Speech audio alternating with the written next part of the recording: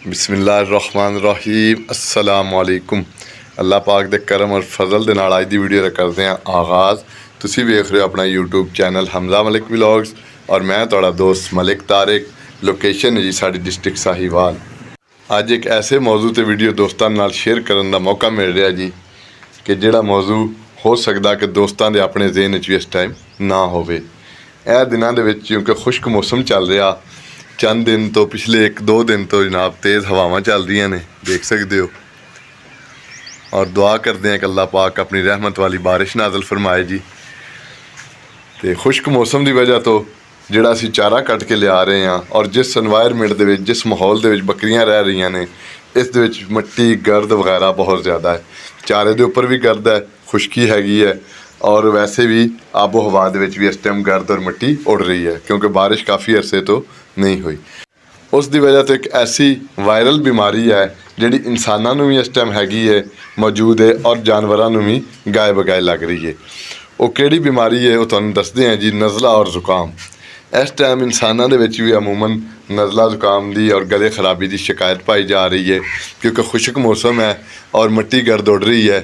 और गर्द दे विच तुहानूं पता है कि काफ़ी अरसे तो बारिश ना होने की वजह तो जर्म्स वगैरह भी मौजूद ने और खुश्क मिट्टी जो अपने नक के जरिए और सांस के जरिए लंग्स और फेफड़ियां नूं मुतासर करती है तो उहदे नाल नज़ला जुकाम हो रहा। अमूमन इंसानां दे विच भी है ये डिजीज़ इस टाइम पाई जा रही और जानवरां दे विच भी। वायरल डिजीज़ जिहड़ी दोस्तों ये फैलन के 2 मेन असबाब होंदे ने, एक शदीद गर्मी और एक शदीद सर्दी। शदीद खुशक सर्दी और शदीद खुशक गर्मी। जिस तरह तुसीं हुण जानते हो कि खुशक मौसम चल रहा, बारिश कोई नहीं और हीट स्ट्रोक का समा है। हीट स्ट्रोक अपने पूरे रूज ते हैगी, दर्जा हरारत बहुत ज़्यादा है, पिछले सालों की निस्बत काफ़ी ज़्यादा नोट किया जा रहा। दूसरी चीज़ आ गई सखत सर्दी। सखत सर्दी जो खुशक पैंदी तुहानूं पता कि धुंध और स्मोक बन जाती और आबो हवा उस टाइम भी आलूदा हो जाती।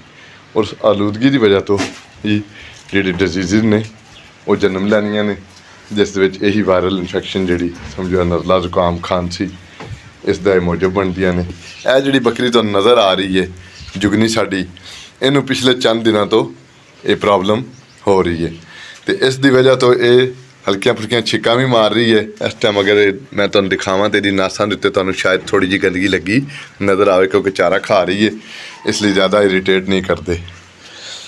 तो यदा हुण इलाज और ये हिफाजती इकदामात की ने उस मौजू ते दोस्तों के नाल अज डिस्कशन छोटी जी होएगी और उम्मीद करदा कि इस तो इस्तफादा हासिल करोगे तुसी भी और तुहाडे काम आउण वालियां गल्लां होणगियां इंशाअल्लाह।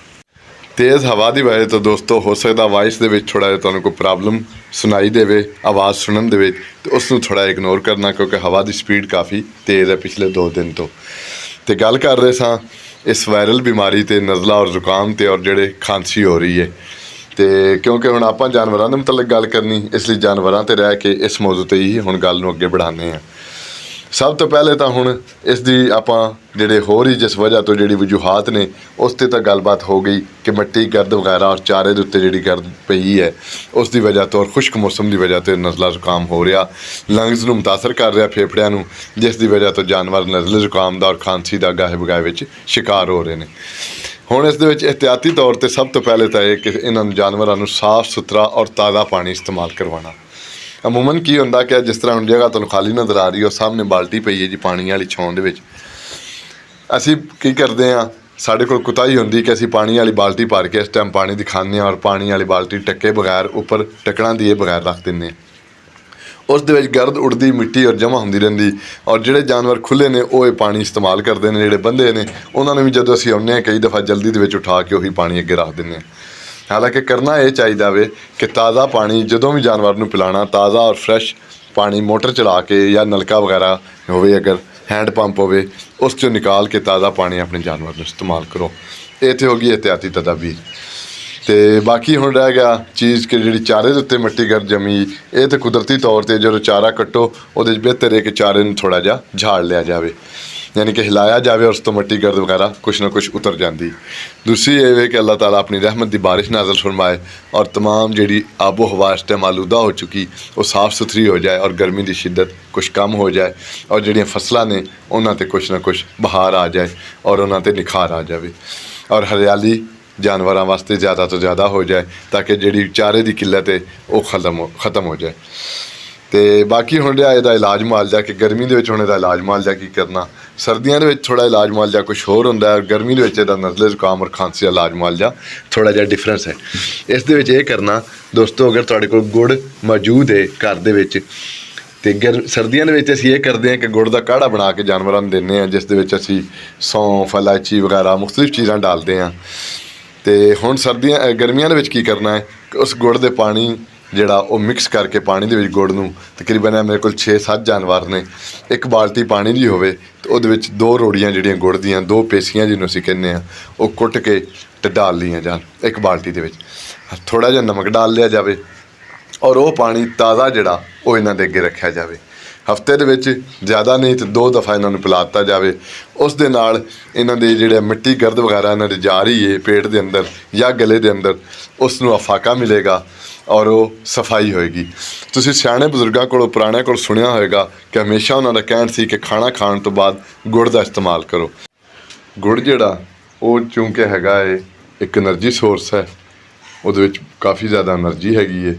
एनर्जी ही ਜਿਹੜੀ ਕੁੱਤੇ ਮੁਦਾਫਤ ਦਾ ਸਬਬ ਬਣਦੀ। ਜਿਹੜੀ ਜਾਨਵਰਾਂ ਦੇ ਵਿੱਚ ਕੁੱਤੇ ਮੁਦਾਫਤ ਹੈ ਜਾਂ ਇਨਸਾਨਾਂ ਦੇ ਵਿੱਚ ਕੁੱਤੇ ਮੁਦਾਫਤ ਹੈ, ਉਹਨੂੰ ਜਦੋਂ એનર્ਜੀ ਪਹੁੰਚੇਗੀ, ਉਹਨੂੰ ਬੂਸਟ ਅਪ ਮਿਲੇਗਾ, ਉਹ ਕੁੱਤੇ ਮੁਦਾਫਤ ਮਜ਼ਬੂਤ ਹੋਏਗੀ।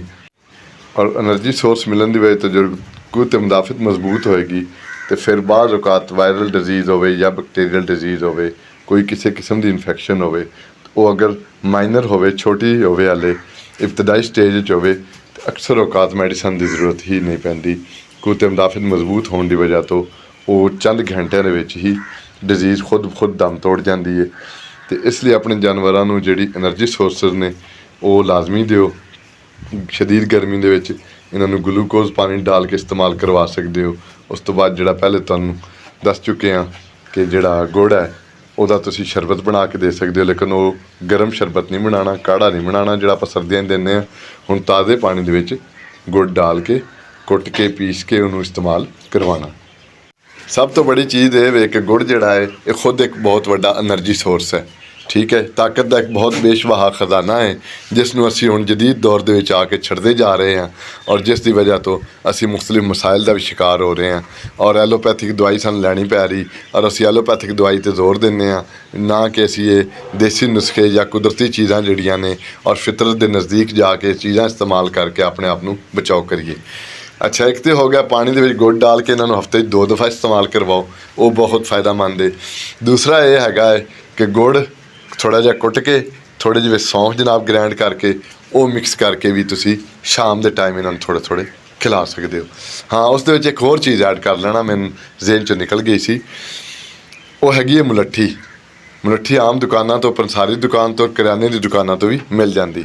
ਉਹਨੂੰ ਮੁਲੱਠੀ ਨੂੰ ਤੁਸੀਂ ਥੋੜ੍ਹਾ ਜਿਹਾ ਬਰੀਕ ਕਰ ਲੈਣਾ, ਛੋਟਾ ਟੁਕੜਾ ਲੈ ਕੇ ਉਸ ਨੂੰ ਵੀ ਇਸ ਗੁੜ ਦੇ ਵਿੱਚ ਮਿਕਸ ਕਰ ਲੈਣਾ। ਸੌਂਫ, ਗੁੜ ਔਰ ਮੁਲੱਠੀ, ਇਹ ਤਿੰਨੇ ਚੀਜ਼ਾਂ ਮਿਕਸ ਕਰਕੇ ਜਾਨਵਰ ਨੂੰ ਰਾਤ ਦੇ ਟਾਈਮ ਥੋੜ੍ਹਾ ਜਿਹਾ ਛੋਟੀ ਜਿਹੀ ਰੋੜੀ ਬਣਾ ਕੇ ਉਹ ਆਪਣੀ ਬੱਕਰੀ ਨੂੰ ਖਿਲਾ ਸਕਦੇ ਹੋ। ਅਤੇ ਬਾਕੀ ਪਾਣੀ ਦੇ ਵਿੱਚ ਜਿਹੜਾ ਇਸਤੇਮਾਲ ਕਰਵਾਉਣਾ ਉਹ ਗੁੜ ਕੁੱਟ ਕੇ ਅਤੇ ਤਾਜ਼ਾ ਪਾਣੀ ਜਿਹੜਾ ਬਾਲਟੀ ਤੁਸੀਂ ਡਾਲੋਗੇ, ਜਿਤਨੇ ਜਾਨਵਰ ਤੁਹਾਡੇ ਬਾਸਾਨੀ ਨਾਲ ਪਾਣੀ ਪੀ ਸਕਦੇ ਨੇ ਉਤਨੇ ਪਾਣੀ ਦੇ ਵਿੱਚ 1 ਤੋਂ 2 ਰੋੜੀਆਂ ਡਾਲੋ, 1 ਤੋਂ 2 ਪੇਸੀਆਂ ਉਹ ਡਾਲ ਕੇ ਕੁੱਟ ਕੇ ਉਹਨੂੰ ਹੱਲ ਕਰਕੇ ਥੋੜ੍ਹਾ ਜਿਹਾ ਹਲਕਾ ਨਮਕ ਵੀ ਡਾਲ ਦਿਓ, ਉਹ ਜਾਨਵਰਾਂ ਨੂੰ ਪਿਲਾਓ, ਉਹਦੇ ਨਾਲ ਹੀ ਬਹੁਤ ਜ਼ਿਆਦਾ ਫਾਕਾ ਹੁੰਦਾ ਹੈ। ਅਤੇ ਗੱਲ ਕਰ ਰਹੇ ਸਾਂ ਕਿ ਪੁਰਾਣੇ ਬਜ਼ੁਰਗ ਕਹਿੰਦੇ ਸਨ ਕਿ ਖਾਣੇ ਤੋਂ ਬਾਅਦ ਗੁੜ ਦਾ ਇਸਤੇਮਾਲ ਲਾਜ਼ਮ ਕਰੋ, ਬਲਕਿ ਕਹਿੰਦੇ ਸਨ ਅਗਰ ਤੁਸੀਂ ਗੋਸ਼ਤ ਖਾਧਾ ਤਾਂ ਗੋਸ਼ਤ ਤੋਂ ਬਾਅਦ ਵੀ ਗੁੜ ਦਾ ਲਾਜ਼ਮ ਇਸਤੇਮਾਲ ਕਰੋ। ਇਹ ਜ਼ੂਦ ਹਜ਼ਮ ਵੀ ਹੈ, ਇਹ ਚੀਜ਼ਾਂ ਨੂੰ ਹਜ਼ਮ ਵੀ ਕਰਦਾ ਹੈ ਔਰ ਇਹ એનર્ਜੀ ਸੋਰਸ ਵੀ ਹੈਗਾ ਹੈ।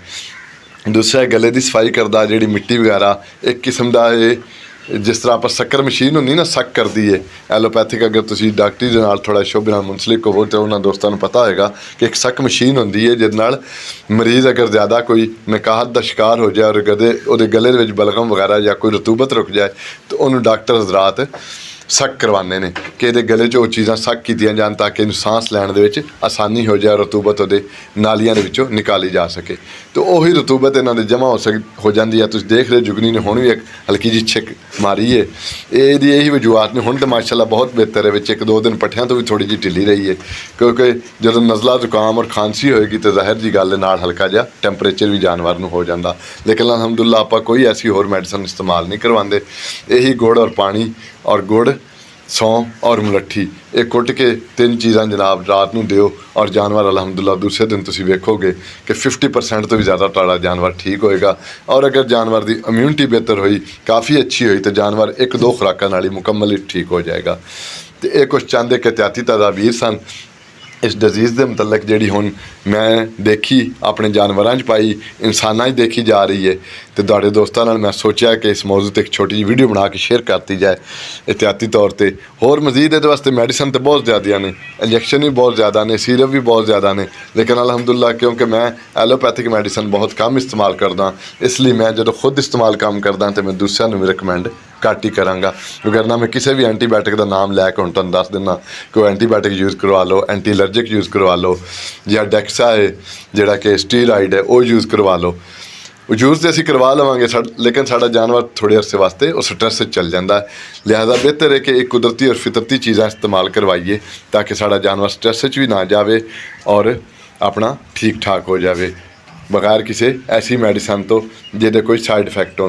क्योंकि ये जी नैचुरल मैडिसन इस्तेमाल करवाने का मैं तुहानूं मशवरा दे रहा ये जनाब जी है ये कोई साइड इफैक्ट नहीं है, कोई ऐसा इहदा मसला नहीं है और जानवर अलहमदुलिल्लाह तुहाडा चंद घंटिਆਂ ਦੇ ਵਿੱਚ 24 ਤੋਂ 48 ਘੰਟਿਆਂ ਦੇ ਵਿੱਚ अलहमदुलिल्लाह जानवर रिकवर होकर मुकम्मल ठीक हो जाता।